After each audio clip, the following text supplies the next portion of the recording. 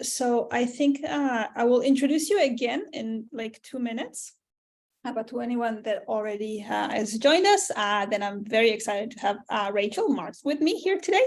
We're going to be talking about Scrum, basically, and we're going to focus on data. And I'm going to say that again very soon.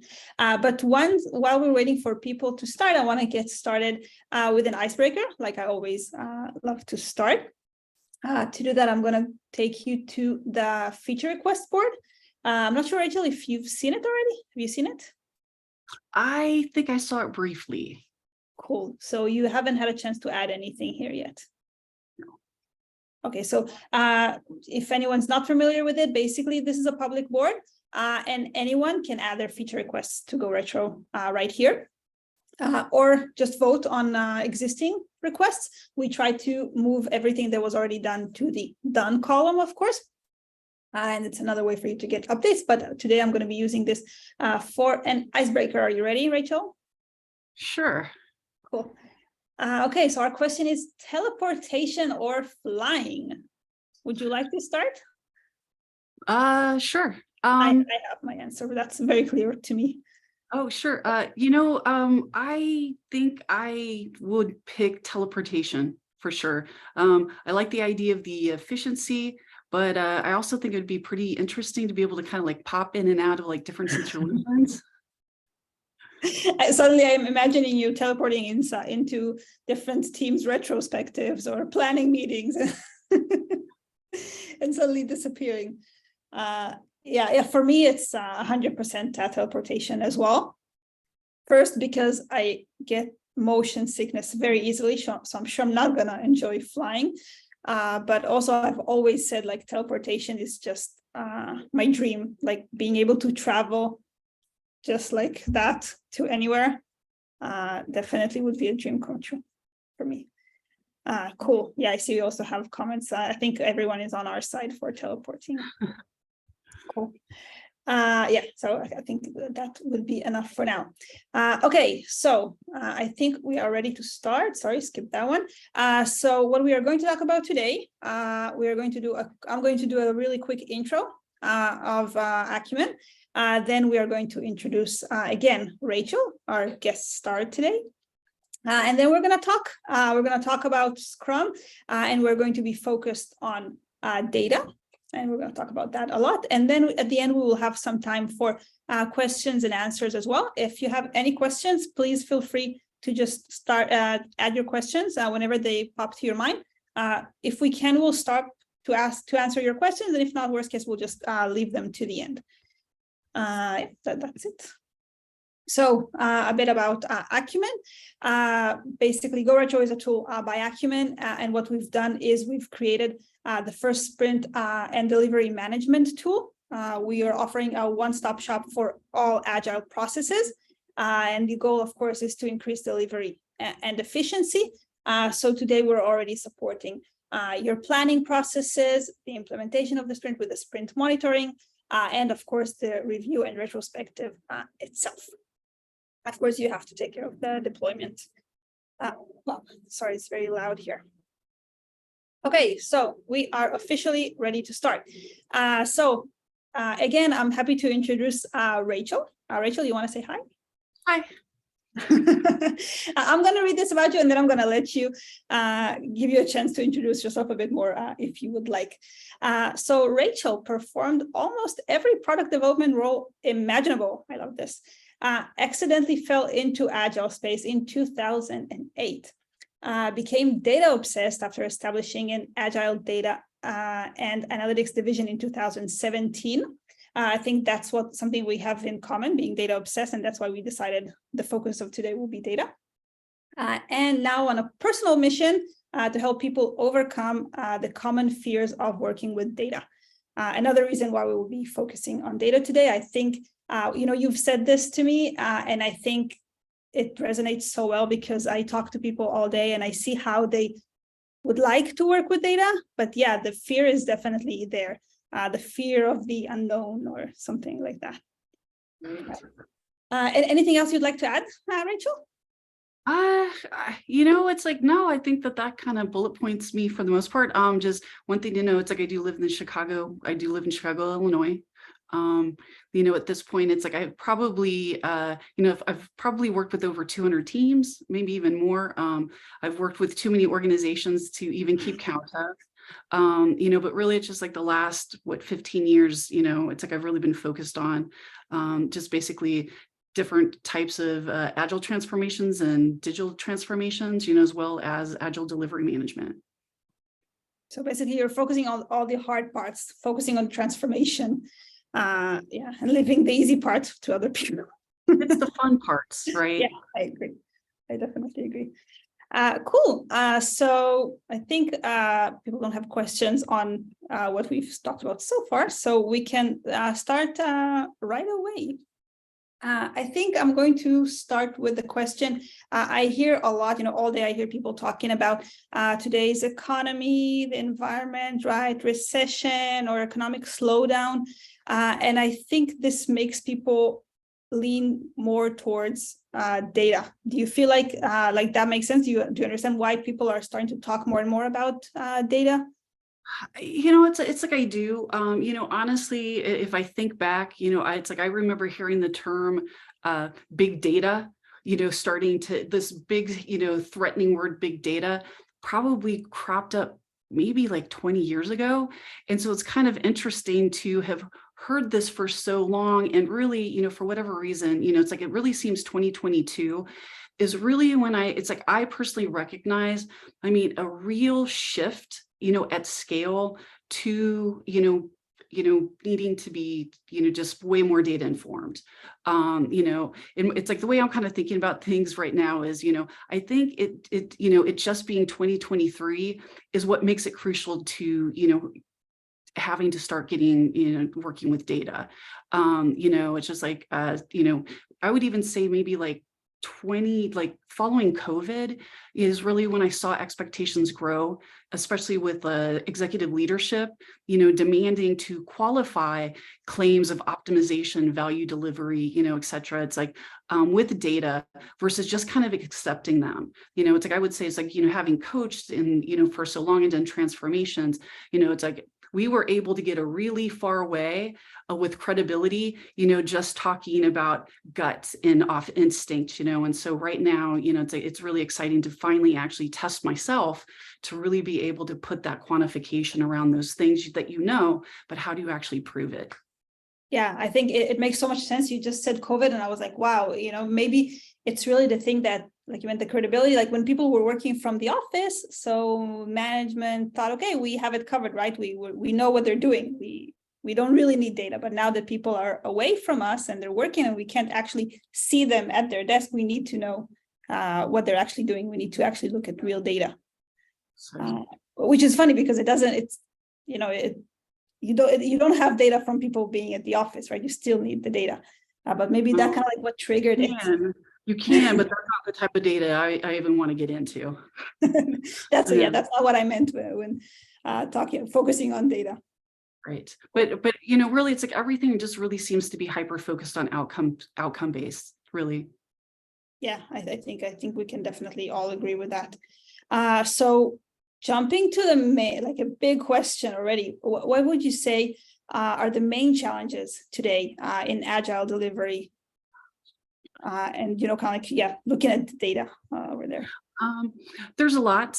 I think the two kind of major challenges that impact me and that I'm really kind of focused on is one is the unfortunate reality that, traditional agile delivery approaches, they just do not support the personal life, schedules needed by globally distributed, fully remote team members. That's kind of a mouth word, but it's like just picking on Scrum, right? Especially, Scrum, unfortunately, is still dependent upon numerous synchronous ceremonies. And the scheduling needed to get everyone into those meetings, means that members of like an EU-US team, it's like they have to make personal sacrifices, to work either very late or extremely early in order to get, to that expected overlapping face time. It's like a lot of what I've been doing over the past couple of years is, with established teams, right? Because there's always going to be boundaries. It's like of who is appropriate to try things with. But, I've really started to try to experiment on ways to overcome this by using data as an oversight to support teams having more autonomous, more self-organizing, and more asynchronous ceremonies. Yeah, I think I agree. And to the people here that don't know, you are actually working with people from 5 different time zones. So you're definitely familiar with this challenge. Oh, sorry. Yeah, so I think when you talk about this sacrifice, you really know what you mean. Yes. Oh, yeah. And when you work in the middle of all of them, right, well, then you just work a lot. Yeah. It definitely a challenge. I see we have a comment here. I'll comment. I'll put definitely a slippery slope when it comes to collecting data on delivery, right? With quotation marks. It's very easy to lose trust and have people feel like they're being micromanaged. Yeah. Gosh, it's like absolutely, and I think just data, I think that there's a lot of kind of like social consciousness just overall when we're dealing with data, and I think one thing, I'm kind of a stickler on is, data needs to be used with consent. It's like, it is not fair, it's like, or productive, right, to be doing things to the side and then spring things on people. I think that, from a culture perspective, right, I mean, data with consent is a really important thing to adopt. I think the other kind of main challenge that I'm focused on is, the fact that it's a big problem. It's like at the point that you start one team, that's the time to really start thinking about sustainability, scalability, and measuring of your delivery approach. It's like, and the reason why I say start with the first team, because very soon you're going to have that second team. And, it's like, and it just seems like as soon as you start rolling out teams, right, it's like they can just explode exponentially. And it's really, really difficult to reverse engineer all of those factors, at the time that you finally find yourself with like 10 teams. It's like, and so just being strategic and just thinking about these things, it's like from the very beginning, will do you a great service. Yeah, this is, I think it's so right. But it's so difficult for companies to actually do. We talk to so many, with the Acumen activity, we talk to so many companies who come to us after they are at the stage where there are 10 teams and they lost the ability to control what's happening and understand what's happening and how can they optimize it. Yeah, we used to have a few teams. We knew everyone, we were working together, side by side. We knew what was working and how to make sure everything is working. And suddenly now, we see all the output and everything like going down, but we don't know what data to collect. We don't know how to collect it. We don't know what to look at. We don't know what to change. And, now they need help. And it's so true that it's so much more effective if you start at the beginning. Well, it's just like building an application, right? I mean, it's like you have to design for data. It's like data, you can't, again, it's like trying to reverse engineer, it's like data, it's like into an already existing system, application or people system, right? I mean, it's really, really difficult, if not impossible. And it's like, where do you get started? There's a really sneaky, easy way to start. And, that really is about just really, really understanding how the approach that you're using, if it's a framework, again, we'll pick on Scrum, right? I mean, the beautiful thing about Scrum and even Kanban, it's like, and those basic, those basic approaches is that if you really understand them, then you'll really understand it's just like all of the data points, right? It's like the interesting thing about when you use those methods in their native form is that, I mean, those frameworks, it's like are designed for optimization. And so where do you get started? It's like become an expert in how that framework that you're using works in the first place. Because it's, I think a lot of people are surprised, it's, to learn, it's like, it's just not steps, it's just not instructions to be following, right? It's like, I mean, there is truly, it's like these things are so well thought out. It's like, and spend the time to really understand how they work. And as you understand that, you'll organically understand the data points and all of the things that will really give you a good baseline of where to start from from a measurement perspective. Yeah, I agree. I think that I see a lot of companies that just say, okay, yeah, we do Scrum. And when we try to understand what that means, then it means that they're running retrospectives, for example, and that's it. Or, or they're just like, just like I like to say, okay, we're doing it. Yeah, we can check, right? But then they're not really getting what they need out of it. Right. Well, it's just a bunch of meetings, and again, it's like Scrum. It's where this stuff is decades old at this point, and again, it's every year I will continue just to be shocked at how little or misunderstood it's just like these concepts are that have been around for so long. But if you're using Scrum and you're recognizing, hey, well, maybe I don't really understand Scrum, read the Scrum guide. It's like 20 pages. It will explain everything that you need to get you started. Yeah, because what happens is you start adopting it, you run retrospective, you're not getting anything out of it. People say, okay, it's just a waste of time. You start dropping retrospectives as well, right? Or whatever it is that you're trying to do. And basically you're just losing out from every angle, I think. Right. Well, it's like, again, Scrum, it's very, very simple. But, the reality is, it's just like, there's all of these pieces and, it's like all of these pieces are designed to work very specifically together. And the reality is, it's like, it is not, you can, but it's just like, it's not a good idea to approach Scrum as if it is a menu of options that you pick and choose what you do and do not want to do. Can you do that? Sure, you can. It's like, but at the point that you do that, then you have to consciously accept that you are introducing a lot of dysfunction into your organization. And I think that, that's why it's like, just so many, new Scrum implementations or adoptions, it's like failed because they're not even started off with the complete foundation. It's like in place.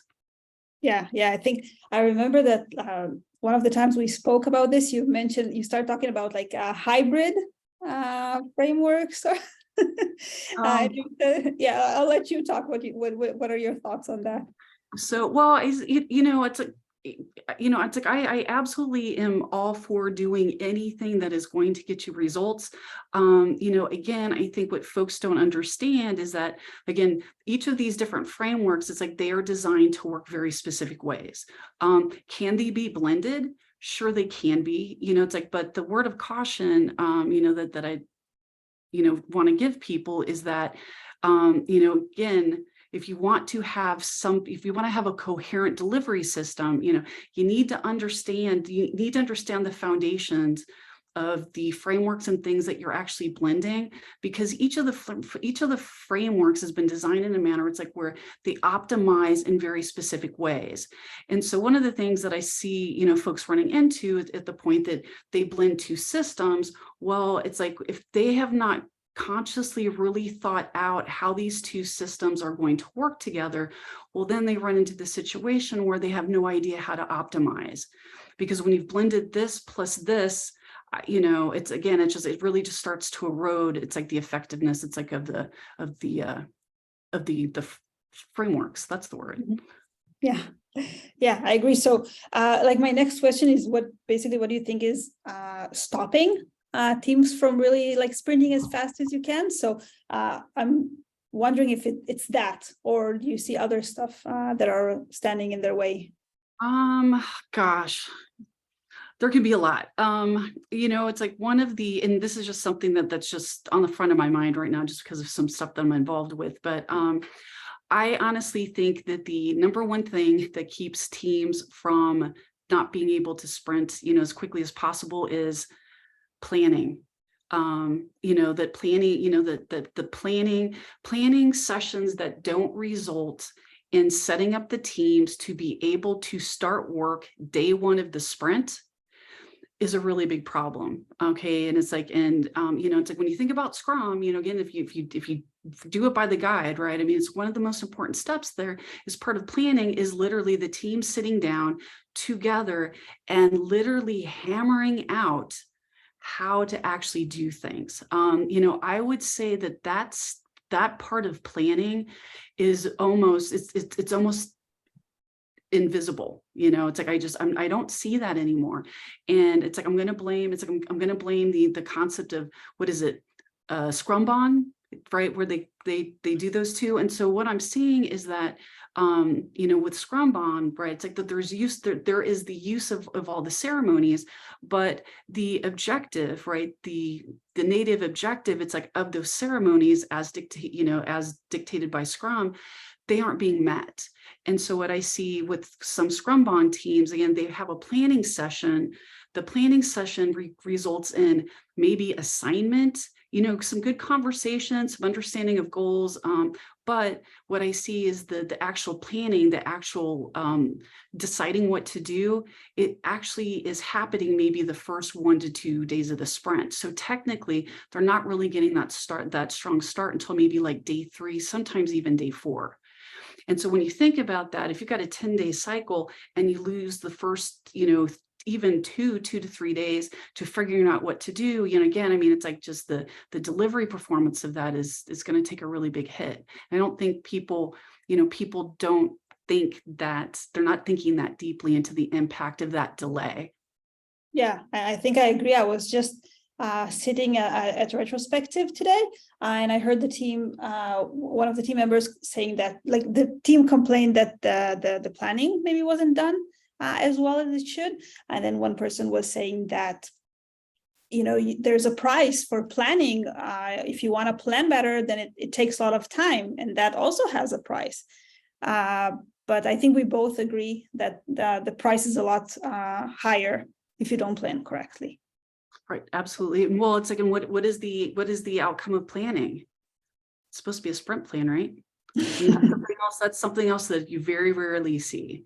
But it's like any of these events that can take a lot of time, like planning. What is the rule? Something like 8 hours, or it's like, who in the world wants to sit in a planning session for an entire day? I've done it, right, with really big teams years ago, right, when it's like, until we learned that's like, hey, this isn't a good idea, but it's like any of these events, right, that seem to take a long time, there's always ways to kind of divvy up some of this stuff, kind of, it's like ahead of it, so that you're, it's possible to make some progress towards those planning goals kind of along the way, versus not doing anything and then just showing up in a planning session cold and then having to do all this stuff. Be flexible. I think that's the number one thing that really holds people back from really doing things in a manner that makes the most sense and that's going to be the most effective. Same thing, it's just like, or even playing with data, right? It's like, I think people just have this serious misinformation that that there's only right and wrong ways to do things. There's only one way to do things, and if you vary from that, then all of a sudden it's wrong.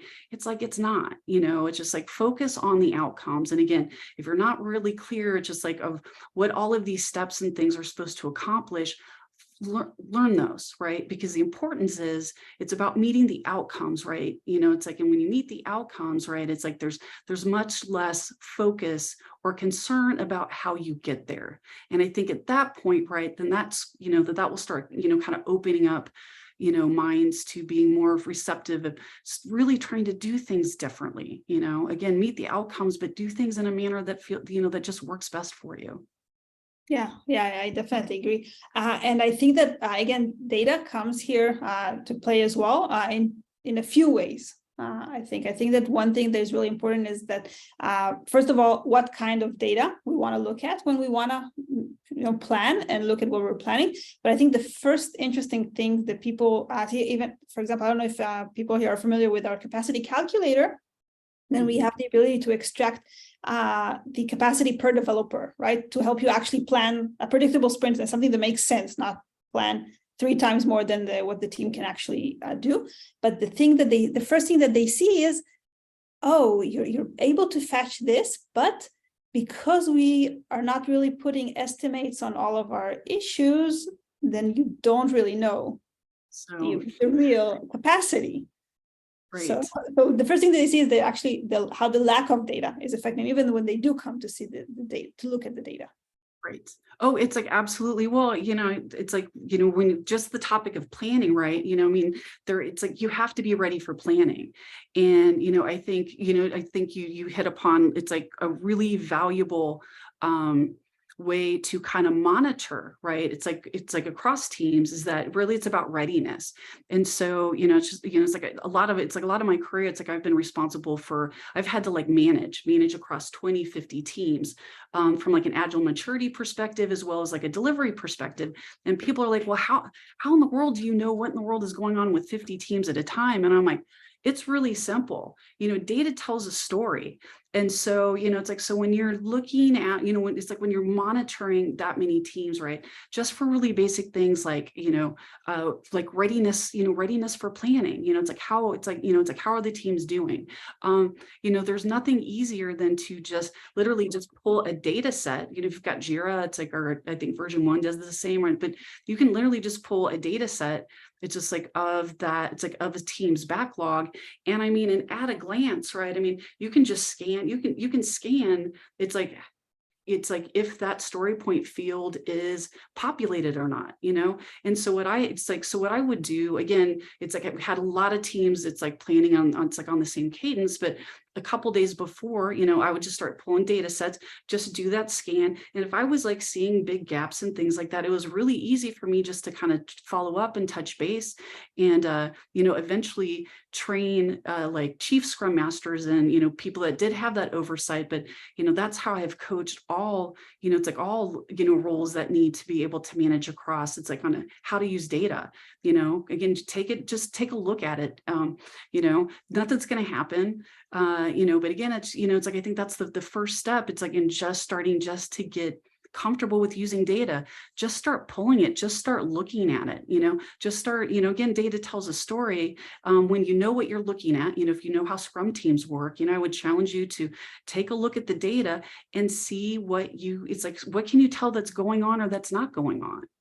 And it's just like, and being able to monitor like that is really what gives the ability to help enable teams, it's like to start doing things more autonomously, to be more self-organizing, it's like, I love the idea. It's like of development teams running their own planning sessions, it's like they need some inputs, right? They need the goals, they need readiness and things, but but again, it's like, being able to ensure that teams have those types of things at scale.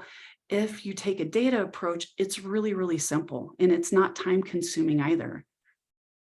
Yeah, I definitely agree. Do you have like we've touched the estimation part, but do you have any other data points you think are like for you are the most crucial to look at when starting with new teams? Well, gosh, I know it's a hard question. Well, no, it's like, no, it's just funny because it's like I've actually been kind of heads down and just thinking through just some like new agile team like benchmarking and OKRs and things like that. It's like when I'm, because I've done a lot of formation, right? It's like, and so when I am thinking about literally brand new teams, they've just been stood up, it's like I look, it's like I think of team, it's like kind of team formation. It's almost binary, right? So it's like if you've got a brand new Scrum team, it's like the first stage of maturity in my mind. It's like I call it formation. And so in my mind, it's like a brand new Scrum team that has been stood up, right? It's binary because in order to qualify, hey, it's just like, does this team have what they need to be to potentially be successful, right? I mean, it really is about the presence of things, right? Do they have a cross-functional team? Yes or no, right? It's like, do they have a dedicated product owner? Yes or no? Do they have a Scrum master? Yes or no? Again, it's like, if you just really think about just that really basic formation, do they have things? Okay. And at the point that everyone has what they need, excellent, right? That's stage one, that's like they've met for it. Well, really I think about that as that's stage zero, but then, it's like, but then maybe the next step, again, for kind of judging the maturity, it's like, are they, how are they moving forward? I usually then think about like Scrum discipline, it's like, are they displaying the most basic Scrum discipline? And how basic I think is, it's like, are sprints starting and stopping on time? Again, just the really, really basic things, because I don't think people understand that these really foundational things are really key to having a strong foundation for them to really move forward. And it's like, and to really manifest into those eventually, highly optimized teams. But it's just, I think it's really easy to overlook or almost kind of even dismiss, just those really basic foundational things. Yeah, I can't agree with you more. I can't even say how many times I've heard, people just saying like, no, we do 2-week sprint, but this sprint, we didn't really start the sprint, or we didn't finish the sprint yet. Or I think that a lot of times, for development teams, sometimes they're so far away from like the business goals or, the customers, that for them, it's very easy to forget that the sprint is a commitment, right? And you have things that you should deliver at the end of the sprint.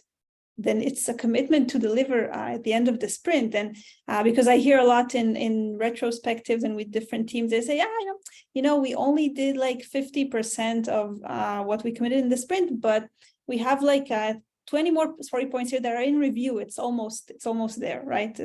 So it's like we got to 80%. Right. But it's like, but what you just described, I think is one of the unfortunate, realities, again, is like of just kind of misunderstanding of what that is. It's like, what is it? It's a time box, right? But it's clearly been made out to be way more than it should be when people are afraid to, for whatever reason, they're afraid to start the sprint. Right. They're afraid to end the sprint, and so again, it's like, I think, just like a lot of practices and stuff, I think it's, sometimes, process can be turned into a form of punishment, and again, I think, it's like, if you've got that type of thinking in your environment, it's one of the first things that you need to address. Take that stuff away. One of my favorite things to say to people that are struggling with these things, it's like, I love to ask, like, what's the worst thing that's going to happen? What's the worst thing that's going to happen if we start the sprint today and okay, something's going to come in it tomorrow, right? Again, that's getting that, it's accepting that just that basic discipline, and then all these other things. Yeah, it does matter, right? It's like, no, you don't want to have a bunch of late work, but that's like level 4 discipline in my mind, right? Because it's like, when you get folks where they need to be each step of the way, then again, it's just like all of these outcomes that people are trying to avoid just actually just organically, they just go away. Yeah, I think I agree. We have like a few more minutes. We're still going to continue talking, but if anyone has additional questions you want to ask Rachel, then please do so. You can type them down already. And while I'm saying that, I'm going to continue to so you know what, Rachel? Since we don't have a lot of time and we do have a lot of questions that we want to cover, do you have a favorite question that you want to talk about? You know what? I will let you pick. Okay, so let me see what I would like to do. I think I would like to kind of like talk about, it's hard for me to decide. I think I want to try to break down a bit the process and kind of like see how do you look at data in different parts of the, like the sprint or the agile process, basically. Okay. It's a big one. Of course, that's the big one. So let me think for just a second. Because I'm trying to think, it's like, do I want to talk about do I want to talk like through the different steps, or do I want to kind of to talk kind of across? Can we let's talk about from like the delivery perspective. Okay. Does that make sense? I'm a delivery manager. It makes a lot of sense. Yes. Okay. So kind of the key areas is like of data. It's just like that I try to monitor, right? It's like they're kind of different buckets. Number one, anything that has to do with teams, regardless of how much we love we love our efficiency and our processes and things. Number one is like it's like people, you've got to have some people metrics, it's like really understanding it's like where your people are at, I think is the most important thing, because that's one thing. Scrum delivery frameworks, right? It's like there's no people are completely excluded. It's like from all this. And so one of the things it's like that I've really started kind of working with is I call it a squad health monitor. Okay. And so the basic things that I'm looking at there, right, is, and these are, a lot of this stuff is just self-reported, I'm interested in, pace, again, if we, it's like, these are going to be the really simple, very agile-y type things, but, but once a sprint, it's like I pull, it's just like, hey, how'd the pace feel? Was it too fast? Was it too slow? Was it just right? I think the other thing from a squad health, it's like that I monitor for is it's the depth of backlog.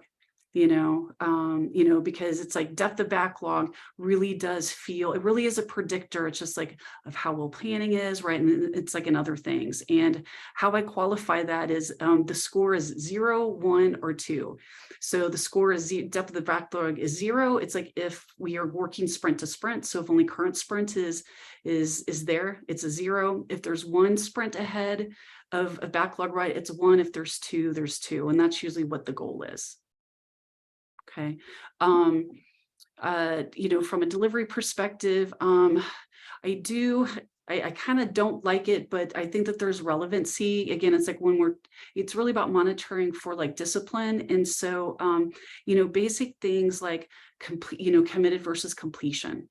It's like at the end of sprint, it's at the end of sprint. And again, this isn't about judging it's not really about judging team outcomes so much, but I mean, it really is just, looking at, hey, it's like, again, it's like from that discipline perspective, right? And at the point, it's a good thing to monitor, because if it's pretty close, right, well then, hey, it's like, it doesn't have to be perfect. It's good enough. It's like, but if you start to get skew, it's like, if you start, suddenly have a jump of, it's like a lot of commitment, but not a lot of completion. Well, that in itself I don't feel that actually tells you anything, but it's a diagnostic. I think of it more as a diagnostic. So when you kind of see these things kind of starting to shift, well, it's just an indicator, right, to go and inspect.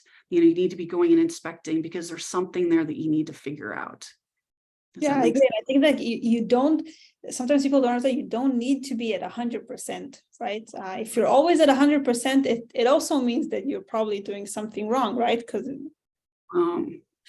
that's well, it's and that's it. Yeah, it's like 100, right? It's like 100%. It's never about perfection, but no, it's like if there's a team that is always 100% committed versus completed, again, it's just like that would be a good, would be a good, diagnostic to have, because I would see that, and the question in my mind would be, it's like, well, have they plateaued? It's just like, have they plateaued, and would it be appropriate to try to challenge? And it's like, should we be challenging, ourselves to do a little bit more, exactly. And then, so things like that. Exactly. I think that's exactly what was my point, that if you're always able to complete everything, I guess you're not planning, you're not taking in enough, or as much as you actually can handle. Well, you don't know, you don't know until you try, right? But yeah, you see a plateau, challenge it. It's like, just by doing that one challenge, you're going to find it's like, okay, hey, it's like, oh my gosh, are we now trending increasing? Well, then challenge again, trending increasing, challenge again, right? It's like, and then at the point that you plateau, well, then at that point, just accept it, right? Yeah. So I think there's always like, we have these graphs of like over time, the planned versus actual. And I always say that I like to see like a healthy gap between them. When there's no gap at all, then maybe you're not, you're not challenging yourself enough. And if it's too big, then it's really, really demotivating. And there's no point in committing so much if your team cannot handle this. So that I always try to look at, see a healthy gap. Yes, that's what I call it. Cool. Anything else you'd like to add on that? I don't think so. Did you want to talk a little bit about retros? Yeah, why not? I think I've neglected retrospectives a bit. What is, I don't know, give me your favorite thing to do at retrospectives. Well, it's like my favorite part about retrospectives is actually designing them. Mm. It's like once, it's like I think the biggest learning experience that I had with retros when I first started them was that I finally got to the point that I realized is like, oh my gosh, I can literally do anything that I want. And unfortunately, this was way after. It's like I literally abused one of my first couple teams with the, what is it, the start, stop, continue board. That's all that I knew. And I mean, I used that to a point that I just the fact that people just kept participating as long as I beat them with that item. But I think the number one thing that I have learned, right, is that participation, right, is a privilege. It's not a right. And it's like, and because I think that, I actually put a lot of effort into designing retros to keep things interesting and engaging. And, I like to switch things up, one thing using data that I've really started to do a lot is, oscillate between synchronous and asynchronous retrospectives, again, just to give people some, just give people a little bit of a break, right, from just having so many ceremonies and stuff. And what it's like, when I do the asynchronous ones, I always do polls, I do surveys, and it's not just, smiley face stuff, though I use those things. I think, there's a time and place for those as well, but I really do spend some time looking at the data, looking at outcomes, really, kind of surveying as like kind of what's going on with the team, see if I see symptoms of things. And then I really do put some effort into designing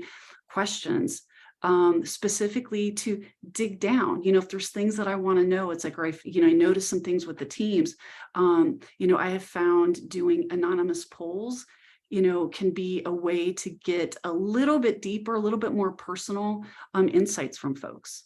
Yeah, I think I definitely agree. We've recently added polls to our retro boards, and I think it's amazing because it's a great way to get more engagement and more feedback from the team. But my favorite thing about it is that it helps you focus the discussion on what you want to talk about, because a lot of times there's always something that you want to talk about, right, in the retro, but you don't want to be the one bringing it up. You don't want to be the one writing a card about, oh, we did this badly. You don't want to be the one bringing it up, but you can't always count on the team to bring it up.